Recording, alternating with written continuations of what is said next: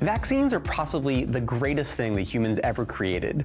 Not just in the realm of medicine, but like all of human creation. Space travel is awesome. Agricultural revolution? For the most part, pretty sweet. The entirety of YouTube?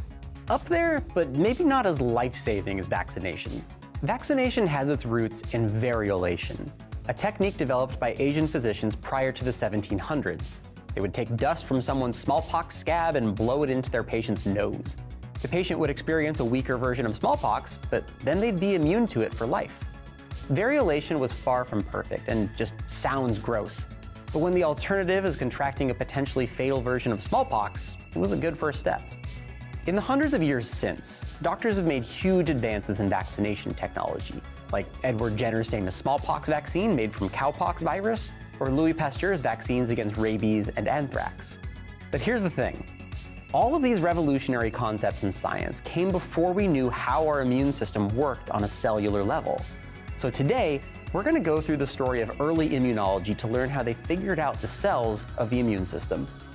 Around the same time as Pasteur, a Russian researcher named Elie Mechnikov was studying starfish larvae and noticed that certain cells would engulf foreign objects.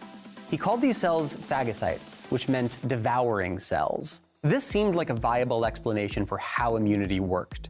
Our cellular defenses gobbled up potential threats. But during the development of the diphtheria vaccine, another idea was put forward.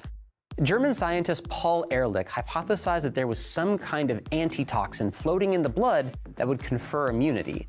These would later become known as antibodies.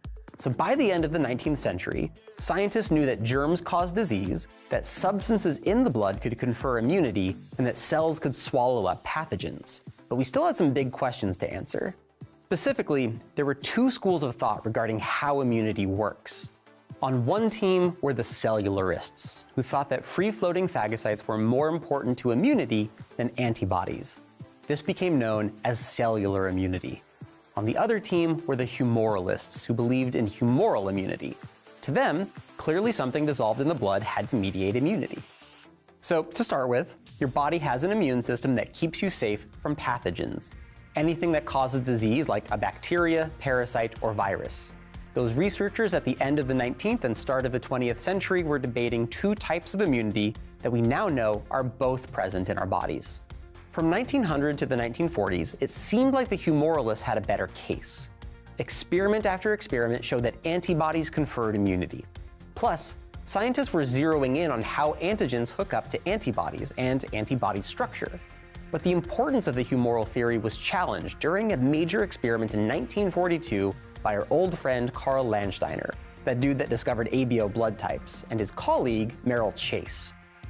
They took one set of guinea pigs and gave them the tuberculosis bacteria, which meant they would build antibodies and thus immunity to TB. Then they injected the blood serum with TB antibodies into naive guinea pigs, or non-immunized guinea pigs, and later exposed them to the TB antigen. But the immunity transfer didn't work, so maybe antibodies weren't the only thing conferring immunity. Chase next tried to immunize his guinea pigs with a new solution, which accidentally contained lymphocytes, white blood cells that play a major role in immunity.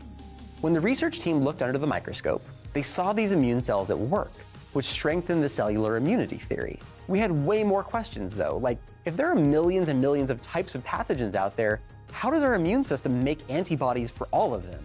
There was no way millions of species of cells were built into our bodies for millions of antigens, so we must have to manufacture antibodies after being exposed to the pathogen. This gave rise to something in the late 50s called clonal selection theory, which, as the name suggests, implies clones, or copies of cells. First, humans along with all other animals have immune cells called lymphocytes. They're a thing that exists and have a name by this point. Lymphocytes respond to antigens according to receptors on the lymphocyte surface. When that lymphocyte gets in contact with its appropriate antigen, it will proliferate, or clone itself. From there, the clones will either secrete antibodies or recruit more cells to respond to the pathogen. But that still didn't show us how lymphocytes recognize antigens themselves. Then, in the early 1960s, scientists started paying more attention to an organ called the thymus, an organ in the lymphatic system which, until then, wasn't completely understood. So a scientist named Jacques Miller removed the thymus from infant mice and noticed that the mice developed more severe infections and mounted weaker antibody responses. So that seemed like some easy math. Take out the thymus and the immune system weakens. But how exactly the thymus supported immunity was still a mystery. By this point, scientists knew that cells in the bone marrow could make hematopoietic stem cells, those types of cells that can become any type of blood cell. So maybe lymphocytes started in bone marrow and mature in the thymus. Enter James Gowans, who traced lymphocytes all around the body and found that they went from the blood into lymphatic circulation, then into lymph nodes, and back into the bloodstream.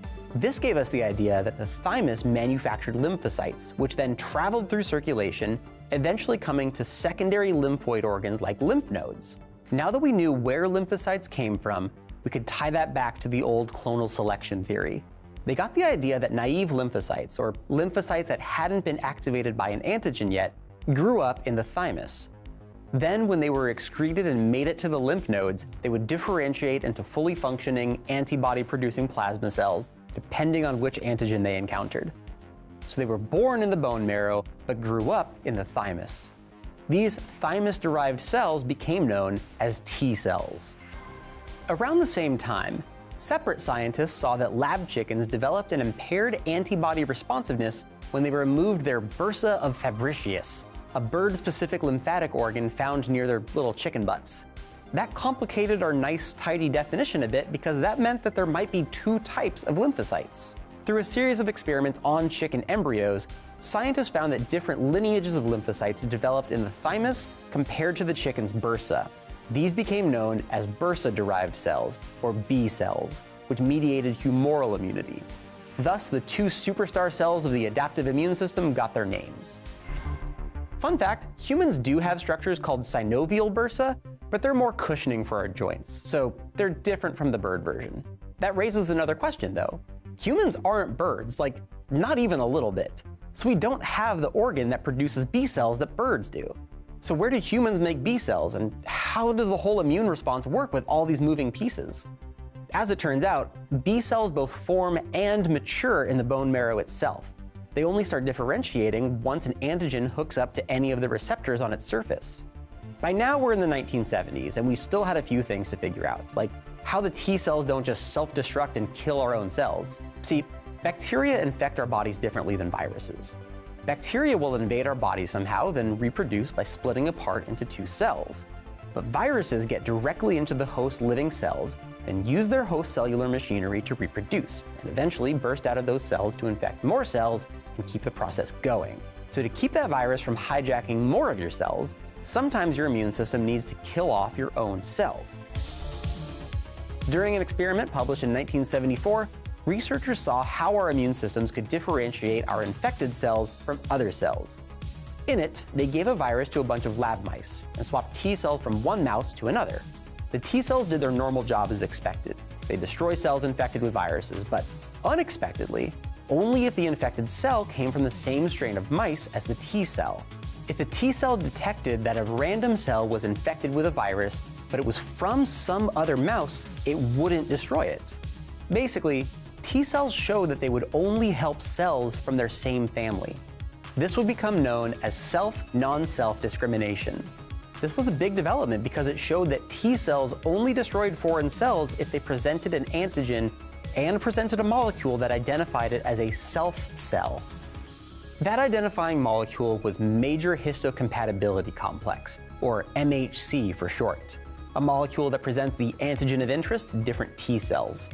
Then in 1978, scientists identified the dendritic cell, a phagocytic cell that eats up pathogens and presents its antigen to the other cells, helping to eventually grant immunity to that pathogen. That made it an APC, or antigen-presenting cell. I have slayed this E. coli for you. Behold, feast thine eyes upon its carcass. One of the most recent discoveries in the story of B and T cells shed some light on how these two types of immune cells work together. In order for our cells to remember that pathogen, the APC will present an antigen to one type of T cell so it can destroy the pathogen, while another type of T cell will share that antigen with B cells, which then makes antibodies for it.